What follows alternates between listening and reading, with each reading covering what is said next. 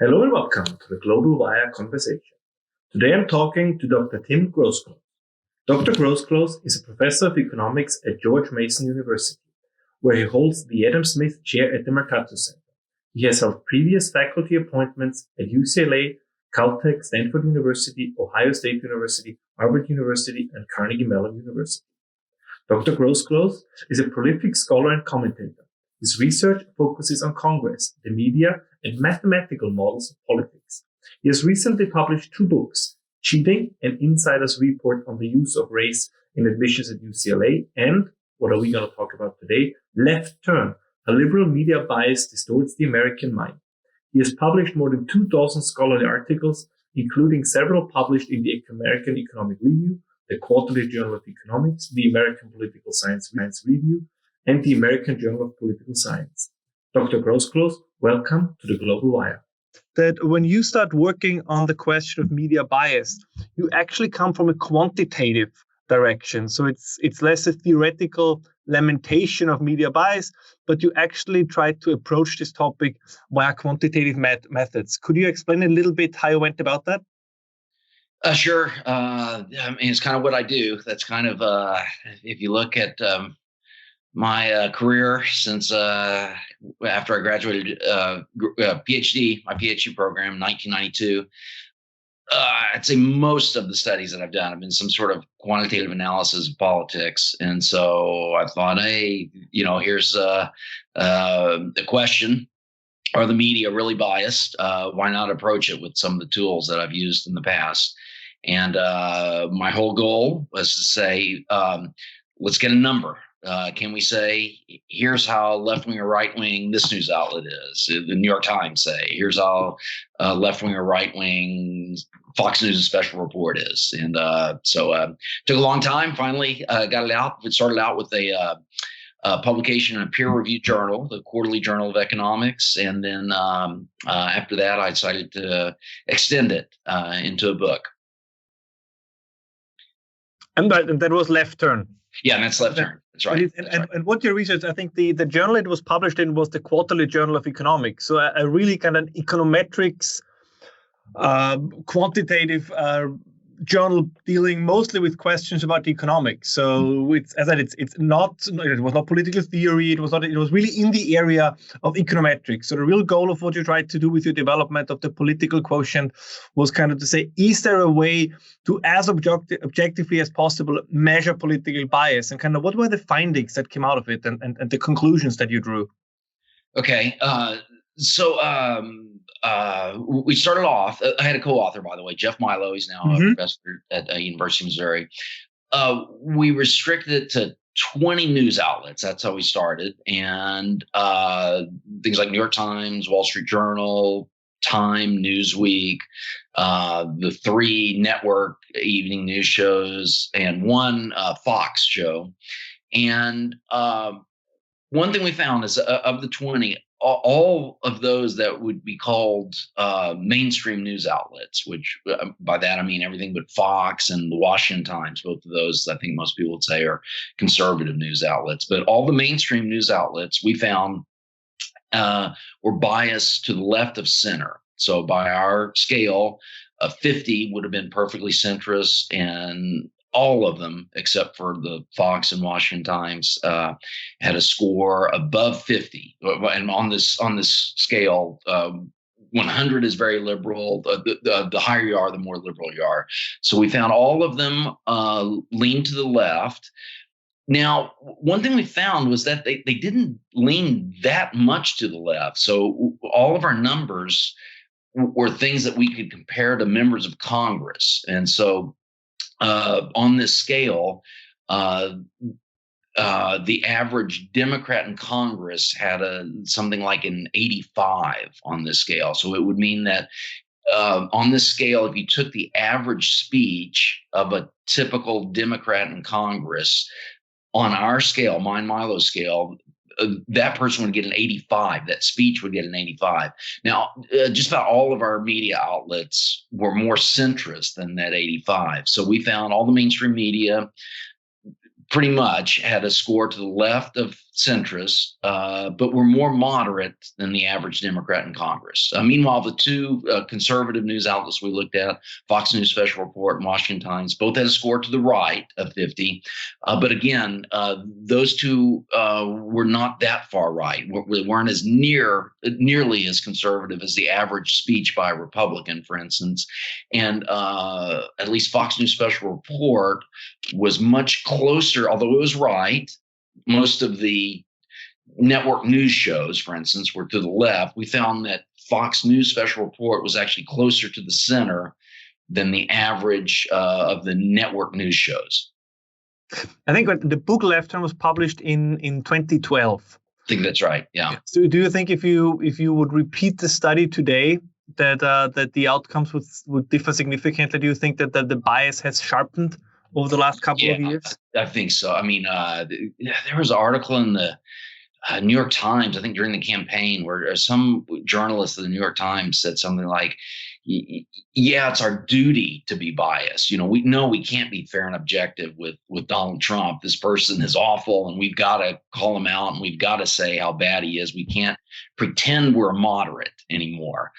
And so when I did my book, if you ask the average journalist, he or she might admit, say, yeah, my views are to the left, but when I write, I, for all intents and purposes, act like a moderate, that you should not be able to distinguish me from a moderate. So once Trump came along, though, I think the average journalist would admit, say, no, I do not write like a moderate. In fact, I think it's immoral for me to write like a moderate. I need to say it like I believe, like my opinions say about Donald Trump. So things like CNN, for instance, when I did my original study, the one news show we looked at CNN was very close to perfectly centrist. And I don't think that would be true at all. Now, I still watch CNN from time to time. Wolf Blitzer, I think, has kind of stayed close to the center, but every other show on CNN is just nakedly to the left. They make no bones about it. And so I think the same might be true of New York Times, Washington Post, lots of the other print news outlets. So I think they would be more left than I found in 2012. But when you started, when your book was published, and also the article in the College Journal of Economics around 2010 and 2013 was also a time when I was in my PhD program for political science. And like most political science departments, our department slighted a little bit to the left. It was more left of center. But when one brought up the idea of that there would be a liberal media bias, kind of the argument was, well, how do you prove it? How do you show it? And even this week, with the recent kind of rehashing of the whole Justice Kavanaugh story, it seems that the ability to hide it, or as you said, right, kind of at least the appearance of moderation was something to be maintained. But it seems that this is completely gone. Do you think that this can at some point backfire and have the opposite effect? Kind of that people might like to be nudged, or accept to be nudged in a certain direction, but not to kind of be so blatantly driven into a certain direction? You think it's going to backfire against the media, you mean? Correct. Yeah, it could be. You're right. This is a little bit different world than 2012, all the blogs and Twitter. And so, as I wrote in Left Turn, I said, look, I've been doing, countless research on media bias, and just about every time I've found when I think something's biased, it's not been a lie. It's not been the journalist is lying to us. It's been the journalist is failing to present some important facts to us. And I thought that Kavanaugh story that came out last week was just a beautiful example of that. There was this key fact that the supposed victim in this Kavanaugh story was not willing to talk to reporters, and she didn't remember the so-called incident. Now, that New York Times piece did not even mention that fact. And you think, like, how could they not mention that fact? How could the New York Times writers not do that? Because anyone, all it takes is someone to read the book of that book that had come out last week, and anyone could discover that. In the past, when we didn't have Twitter, Facebook, all these blogs, that might have been kept hidden. In fact, something like this happened to Brian Williams, the news anchor at NBC, when he said that he was in that firefight in Iraq, and all it took was one soldier. And I happen to know, I paid attention to these deals. That soldier went to a high school called Lake Hamilton High School in Hot Springs, Arkansas. The reason I remember that is because that school was the rival high school of my high school. So I was quarterback of the team that lost to that school, Lake Hamilton. So I remember Lake Hamilton, and that it was a sergeant in Iraq, and he just wrote on Facebook to Brian Williams, "Sorry, dude, didn't happen that way." So this, normal citizen is able to get his message out through Facebook. To a small extent, that was true in 2012, but not like it is now. So there's certain things, if journalists leave out some message, or if they lie about some message, they're going to get caught, or there's a much higher chance of that than was true, say 7 years ago. But do you think that for example, the example you just mentioned, it's like, it's a journalist kind of trying to get a little bit of frontline credentials that he doesn't have, a little bit what you also see in the current campaign with Joe Biden, right? Kind of we sort of same with Hillary Clinton, and also on the Republican side, right, where politicians they land in Bosnia, in Iraq, and all of a sudden the story is how they were engaged in a firefight and how they kind of were on the brink of the greatest possible danger. I think people say, well, this is kind of how you exaggerate the story in order to leave a deeper impression. But the New York Times example we just talked about, that seems to kind of to omit the central part, as you pointed out, is you claim that a person did something, but the supposed victim doesn't remember it, and that is not even reported, right? That's me saying Tim Groseclose, robbed the store yesterday, and I would not mention in the story that the store owner said, I don't remember, him even entering the store. So there is, a little grandstanding, a little exaggeration. I guess that's something where people might have some acceptance or understanding, because it's something we probably also do in our daily lives if we want to make convey a greater impression or make ourselves larger than we are. But if you kind of really accuse somebody of something horrible and you leave out the most important detail, which is that the victim itself has no memory, I wonder if at some point people say, well, if they leave such a crucial element out, can I trust anything else they report? So it's one thing to say the opinion authors, right, they write their opinion and that might be left to center. But if the news pieces go in this direction, that's what I meant with backlash. Do you think this is gonna come at a price at some point? Yeah, I think so. In fact, I think what happens in the next Republican president when the news media starts attacking the next Republican president like they did Trump, any average voter is going to say, oh, well, now we know that the person's Republican. That's why they're doing that. And all of a sudden, you're not as credible when that happens. So, yeah, I think that people are going to slowly start seeing the bias in mainstream news outlets, and all of a sudden start thinking with a new lens, like, oh, that person's liberal. And I don't think that was as true in 2012. I think there were much more people who were saying, no, New York Times, that's the most respected news outlet. They're playing it straight down the middle.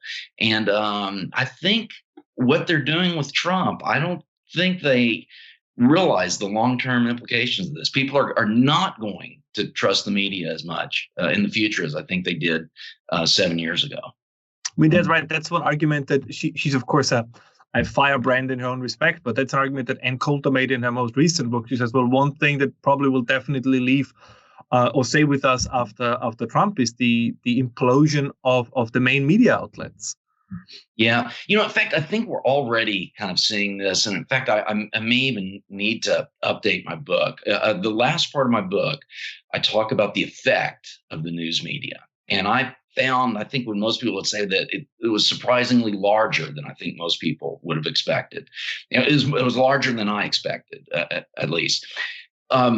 Here's what's going on, though. If you watch CNN, MSNBC, they treat Trump as if he is at least as bad as Nixon and sometimes even as bad as Hitler. I mean, some of these stories are just like, not only is he bad, he's this bad. Despite that, Trump's approval rating is consistently above 40, definitely like always above 35. Now, if you really believed MSNBC and CNN that he was as bad as Hitler, or at least worse than Nixon, you would not have an approval rating that high. Moderate voters would say, no. The approval rating should be something, around 10% or so. Somehow, moderate voters, at least, and conservative voters too, are discounting those reports. They are not being affected by those reports as I think they would have been 20 years ago. So somehow the effect of the bias is much less than I think I reported in my book, and much less than the effect would have been 20 years ago. Do you think it would be fair to say that even the election of Donald Trump to the presidency itself is a little bit an effect, not of media bias, but kind of the extraordinary amount of attention they gave to him, especially also during the primaries? That kind of the idea was, well, this is great for ratings and he's never going to make it anyways. And then all of a sudden, kind of they couldn't get the genie back into the bottle. Yeah, especially during the Republican primaries. I can't think of the examples, but it seems like if I was a consultant to someone running for president in the Republican primary, I would say, whatever you do in those debates, just attack the media. So, I mean, there used to be a bumper sticker out, so annoy the media, vote Bush or vote Republican. And the amazing thing is, during the Republican primary, Trump spent very little money. Like, I'm not sure. I mean, for all intents and purposes, it was nothing compared to what Jeb Bush was spending. Yet he would get all this free attention from the media, especially during the Republican primary. So I think you're right. Somehow, I think the media really helped Trump, at least during the Republican primary, through this free advertisement, through all the coverage they were giving him. Do you think that there's an ongoing debate also about the polarization in the United States in general between different parts of the country, that the media is kind of a result of this, a symptom, or do you think at this point that they're also a driving force behind it? Yeah, I think they are a driving force behind it. And, I've been meaning to do this. I wanted to look up the extent to which rural states vote different from very urban states. And I haven't looked up the numbers yet, but I think my gut tells me it is much more than things were 50 years ago. 50 years ago, LA County, could almost vote Republican. There's no way that could happen. I don't think there's any metro area with at least 3 million people in it where the main county can even come close to voting Republican. So it's something that's very different from 50 years ago. And is the media a driving force? It's very hard to say. My gut tells me that it is, but a possibility is just that the causation could be going the other way. It's just that urban areas, and I think no one has really given as much attention to this as much as it deserves. I think that's one of the big phenomena of the last decade or two. It's just how much different urban areas are becoming from rural areas. So urban areas are much more liberal than the rural areas. Now, all the journalists tend to live in the urban areas. So if you're in an urban area, I think it could be that the urban area is causing the journalists to become more liberal. The causation could be going the other way too, but I think there's a big effect that way. And it's very hard. In social science, we call this an endogeneity problem. And when that happens, it means it's going to be very hard to detect which way the effect is. So it's going to be very hard to measure that.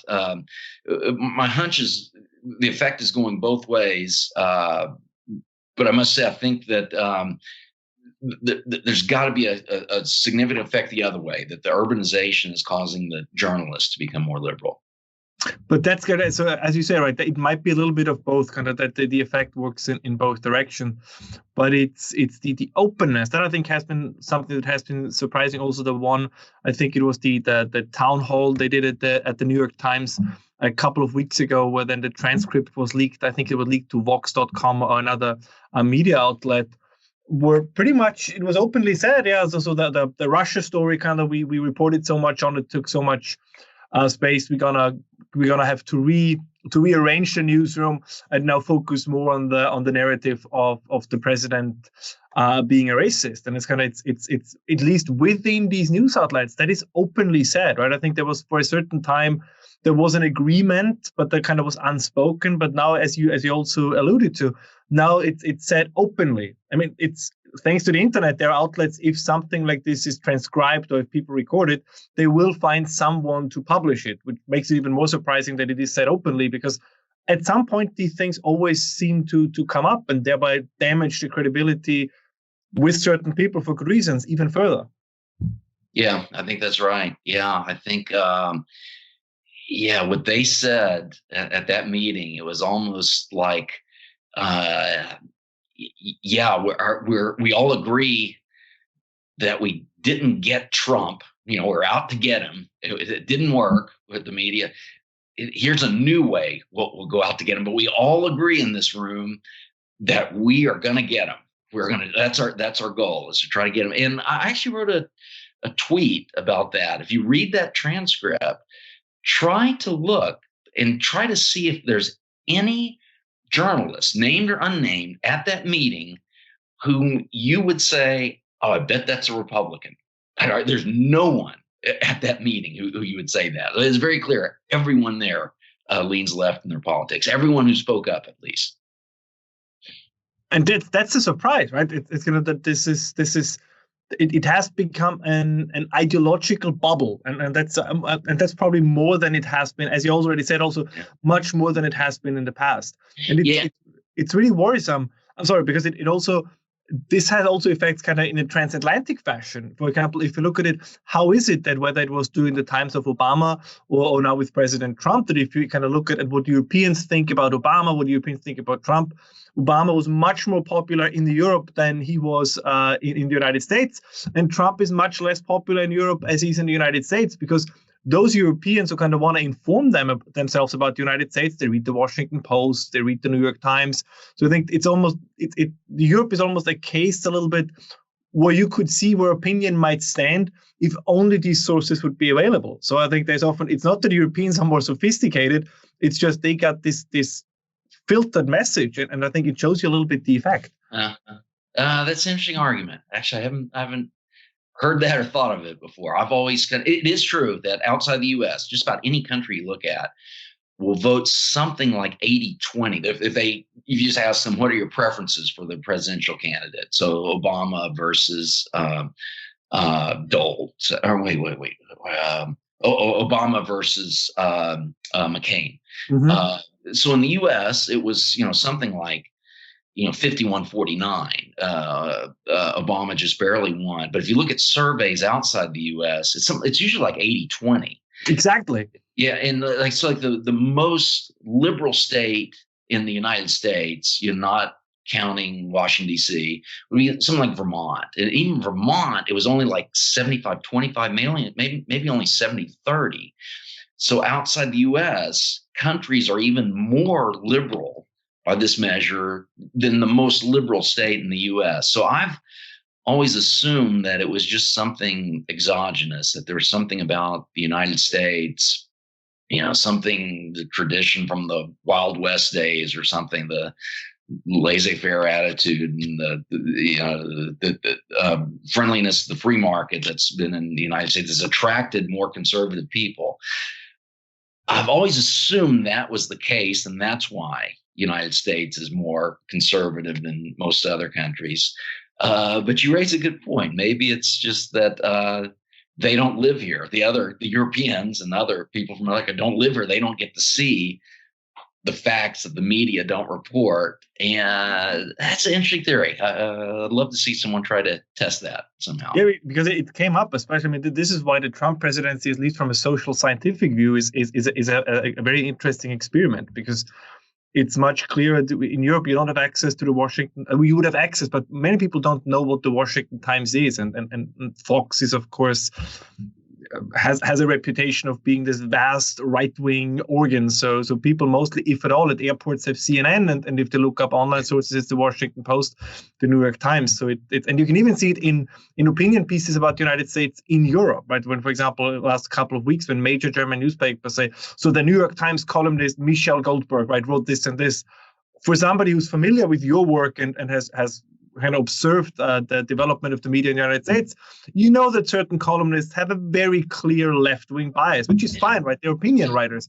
But in European newspapers, it's kind of presented as, and this journalist who is has this clear, unbiased, objective opinion writes this about Trump, therefore it must be true. And Europeans say, well, if the New York Times writes it, it must be true. Something that probably people thought also in the United States, a couple of decades ago.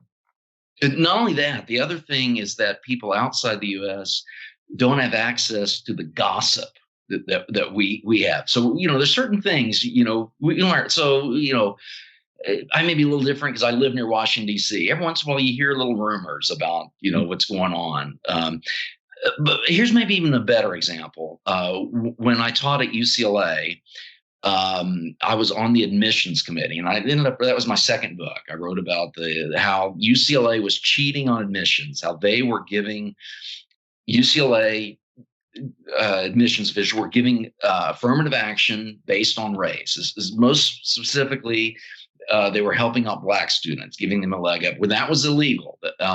Now, if you had read just the media outlets' portrayal of this, especially like the LA Times, they rarely would say it outright, but just about every article, there was some sort of hint or some sort of insinuation that the admissions people at UCLA were biased against Black people, that they were discriminating against Black, and that's why there were fewer Black students admitted than were proportionate compared to the number of people who applied for admission.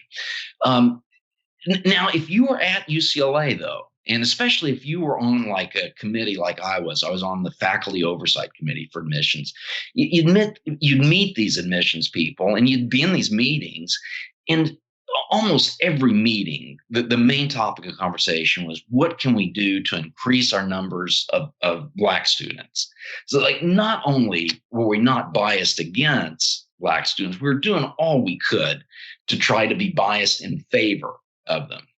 Okay, and then when you look at the numbers of the average Black students' SAT scores and grades, you saw that they were not at the same mean as the average white student, average Asian student. So you saw that there was something else. It was not bias that was causing there to be fewer Black students. And then on top of that,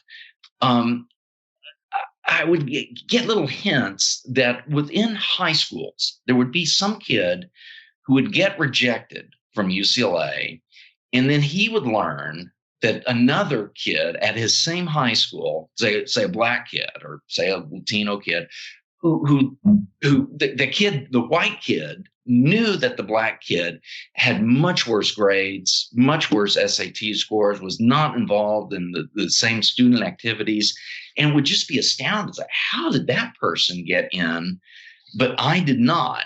And then this rumor would go around the entire high school.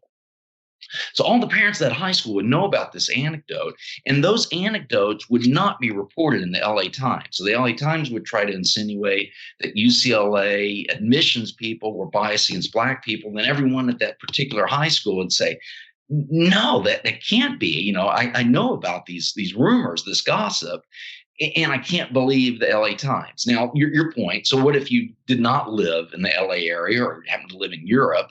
You would not have access to that gossip. And so you would believe only what the journalists are saying. So I think that reinforces what you said, that it's not just the alternative news outlets. There's also just the facts you learn on the ground, just from the gossip.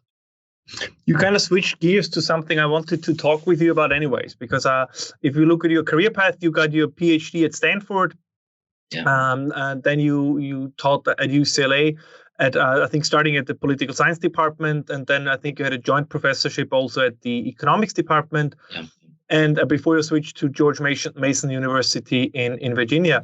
I think what you experienced there, based on reading up about you and your academic work, and also a little bit about the different stations academically in your life, it's more than rumor that in academic departments, conservative viewpoints are a minority, based on what I've read so far. Oh yeah, oh definitely, yeah. And I always wonder when people say, "Oh, I don't even know the viewpoints of my colleagues." Like, really? I can't. I thought everyone knows. When I was at UCLA political science department, I mean, we could go through every professor and say, "Oh, yeah, that person, I'm sure voted for Obama, if not for the Green candidate." There's maybe a few who are kind of on the fence, and you'd say, okay, that person, I'm not sure, probably some years votes for a Republican, some Democrat, but you knew, and I did like we can call it a survey, kind of an informal survey, let's call it that, and I found that about 7% of my colleagues in the political science department would typically vote for the Republican candidate. 93% would vote for the Democratic candidate, or at least if you're asked, if you're restricted, you had to vote for one of the two, who would you vote for? It'd be something like that, 93-7. And we all know that. I can't see how anyone could not. And now everyone goes through, I think sometimes as a pretense, but sometimes they'll say, no, but we're all scholars first. If you have good work, we will, we won't judge you by your political views. And I think that's probably true with the majority of even the liberals in the political science department, but it's not true with all. I think any sort of vote decision on tenure or promotion or something, a raise for me, there would be a vote. There would be something like 4 or 5 people, 3 to 7, let's say that, who I know just voted against me just because they didn't like my political views. Now, if you ask them, they would be a little more complex in how they would explain their vote. They would not say that they disagree with me because I'm conservative. They would say something like, "Oh, he's a racist." And now you would ask them, what does racist mean? And it basically means being a conservative. If you're for lower taxes, oh, that's racism. And they would say, so in their new convoluted definition of racism, I would be called a racist. And I don't even think they realize how they're contorting the definition of racist. But then in their view, they'd say, oh, yeah, I'm not voting against him because of his political views per se, but I'm voting against because he's a racist. And they would feel justified in that. So that's what's going on. The conservatives are going to have, not everyone, even a lot of liberals will be objective scholars, but not everyone. You will get some votes against you just because of your political views. But this seems to me that this is increasingly happening. That at some point, even if you voted against somebody because of their political leanings, at least you tried to kind of justify it on potentially reasonable grounds. But what we've seen over the last couple of months, there was one article it did get published, and then they had to pull it. I think it was in I forgot the journal's name, but it was an article about raising the issue, kind of whether or not potentially, for example, colonialism also had positive effects. As I said, I'm not an development economist, so I can't read it, but even raising the topic kind of immediately led to, well, how can you publish this? So there was, I think, at Brown University, there was a paper published about the question of the rapid onset of gender dysphoria, because with kind of these things becoming, more part of the mainstream, kind of there is also, of course, this has consequences. And even though it was scientifically soundly conducted, it kind of, the argument was, well, this can hurt somebody's feelings, therefore we shouldn't, or we must not publish it. And I think this is not much different in a certain extent from I mean, this is a little bit a crude comparison, but when a religious community would say, well, you cannot publish this book because it insults God, right? People would shake their head and say, well, that's ridiculous. But we kind of move in a similar direction where people openly say, oh, scientifically, there's nothing to object to it, but what could be the emotional consequences, which is the same argument to a certain extent. Yeah. This is actually, I remember even in, it's like 94, 95, I had 2 years, I had a postdoc / visiting position at MIT and Harvard. And I remember talking to one of the professors. This professor is pretty much a moderate. I think really didn't even care about politics. But this professor had a grad student who did some sort of research on a gun issue. I can't even remember the topic, but this grad student did the research, found out that the results happened in the way that the gun people would please the gun people. So someone like Ann Coulter or John Lott would have seen these results, said, oh, yeah, I told you so. And this grad student, I believe it was he, told his professor, said, yeah, I can't publish this. This would be immoral. This would explain how this would cause people, the public, to move their views in the direction of John Lott and Ann Coulter, in the direction of being more pro-gun. So I must bury it. The moral thing for me to do is to bury it. So there is quite a bit of that. And that was going on even in the mid-90s. And I'm pretty sure even before. I mean, there are some movements against it. I mean, Jonathan Haidt is trying to do a lot about viewpoint diversity and these issues. But even there, you see how fast the backlash can come. It was a couple of weeks, I think it was 3 or 4 weeks ago, there was an article in the Washington Post with the argument, I think it was even in the title, with the argument that calling for a reasonable debate is exactly what the southern states did before the Civil War. And all of a sudden it was Ben Shapiro and Jonathan Haidt and Dave Rubin, they were basically all of a sudden the new segregationists and the new Confederates. So even somebody like Jonathan Haidt, who I still don't see necessarily as a conservative, once you kind of stray from the agreed upon, or even in academics, the party line, like it's a very small step to them being called, a Confederate, or as you said in your case, or a racist, or it's there is not much gray area left, it seems. Yeah. Steven Pinker, I think I'm almost certain Steven Pinker has come up with a great concept called the North Pole. The left pole. And so just as if you're standing at the North Pole, any direction you step will be to the south. And he says there's something among progressives, especially in academia, he calls the left pole. There's a certain number of positions that are consistent with the left.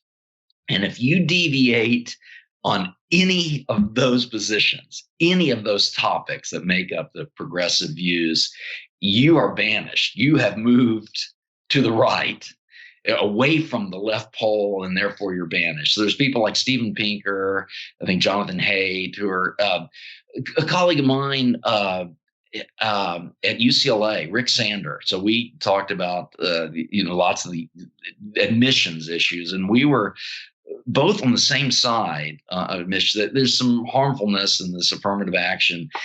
And so on the topics we would talk about, it was usually admission, we would always agree.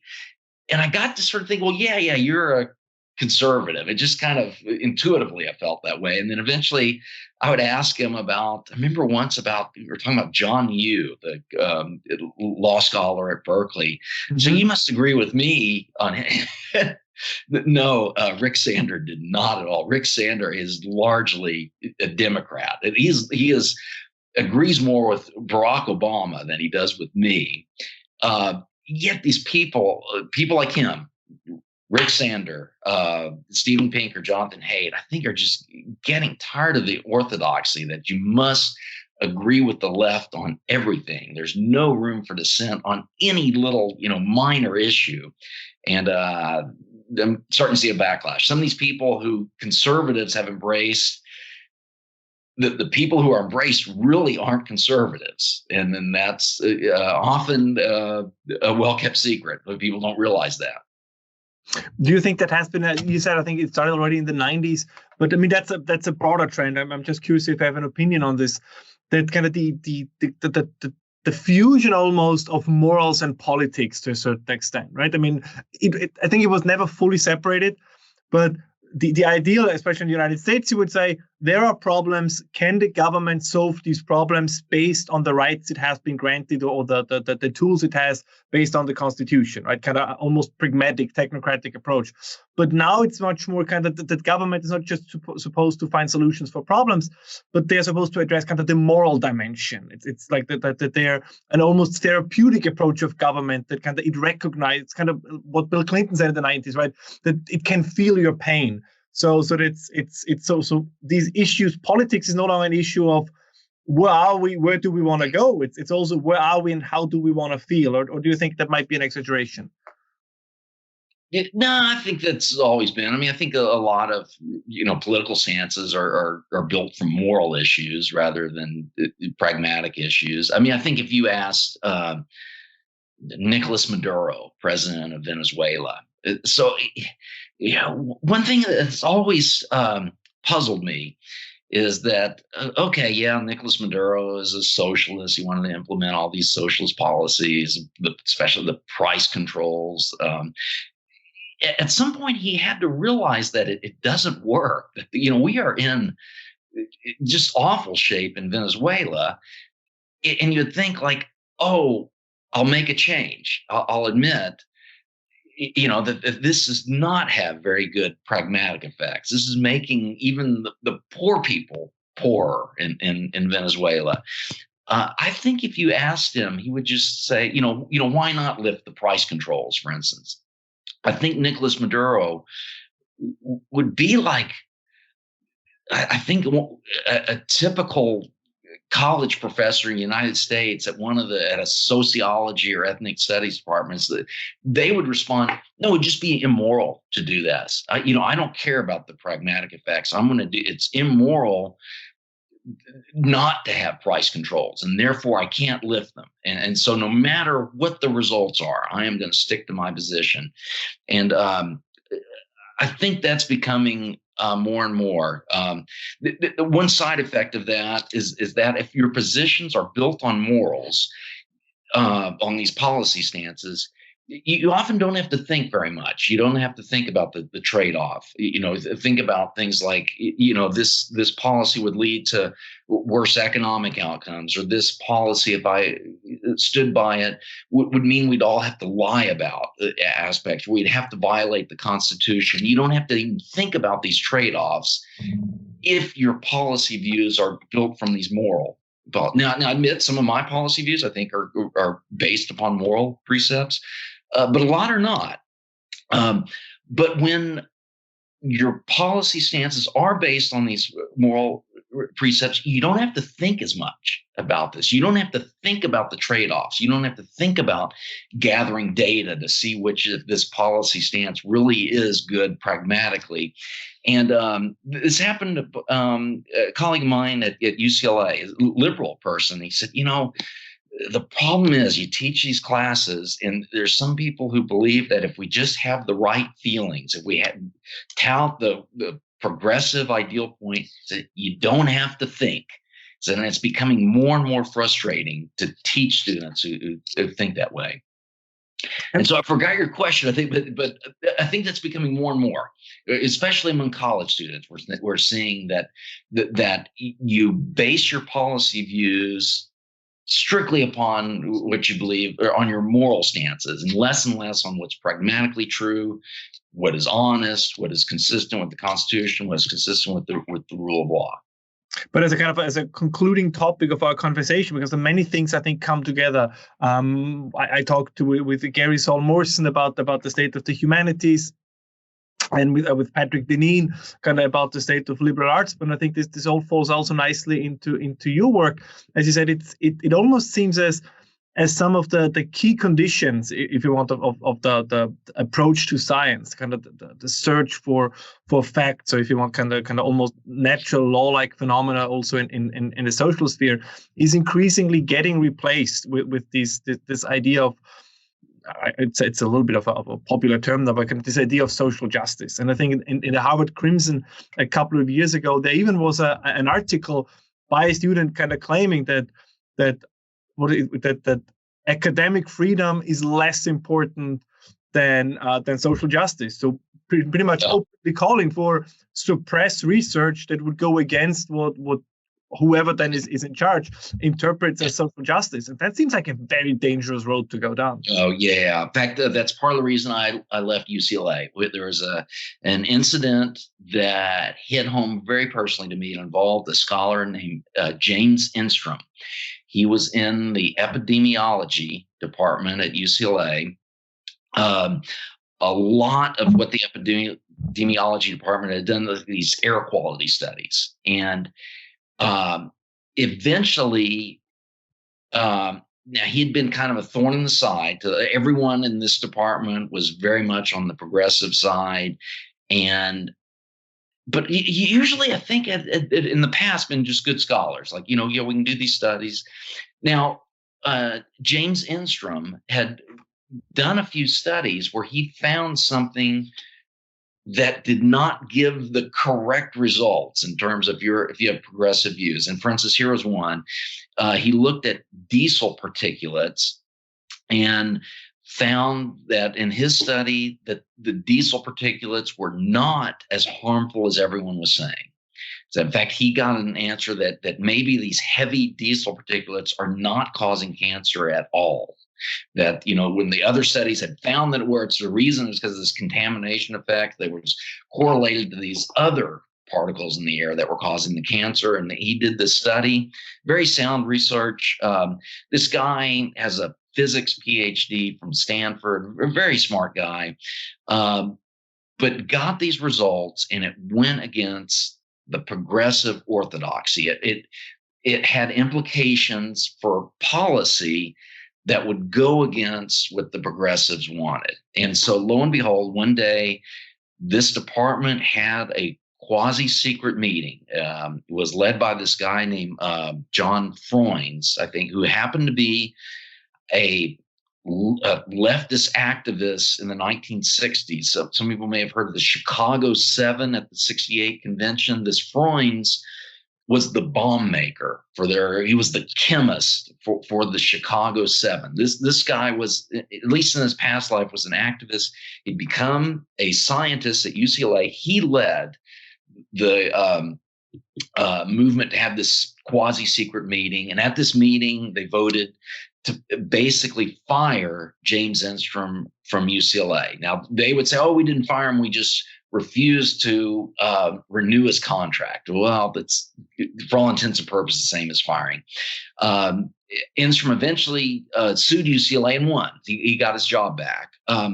But the problem is that James Enstrom, he had gotten perfectly sound scientific study, got some results that just the progressives didn't like. And I think that a lot of the progressives would have said the moral thing to do is for you to bury those results, you not to tell the public at large. We need to have this consensus that at least look like all the scientists believe this, and you're going against that. And when you do that, we jeopardize your job. Around that time, I had been scheduled to go up for, I thought was an automatic promotion to, they call it a step increase at UCLA, which would have meant a raise in my salary. And I thought this was automatic. And in the past years, it had always been automatic. All of a sudden, I was denied. This faculty committee voted me down. And I thought, something's wrong here. Something's fishy is going on. I'm feeling the faculty committee voted me down because of my political views, or especially because I'd written Left Turn and got some results that angered the progressives.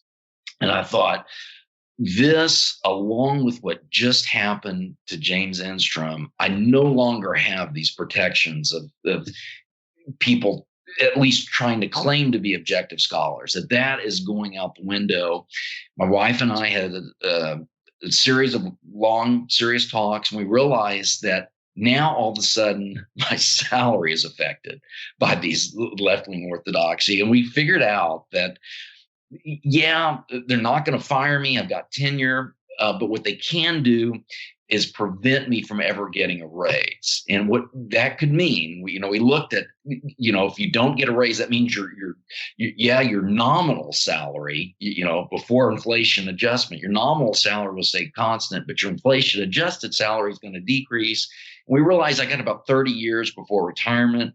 Within 30 years, my salary can go down by something like 50%. So we got to start thinking about, can we afford sending our kids to a fancy college if they get in, if all of a sudden my salary is half what it used to be? And we decided around that time, that's when George Mason called me up, and when we eventually moved. But a big part of it was because of this incident that happened with James Instrom. I mean, this brings me to truly, because I know I can't keep you forever, to my last question.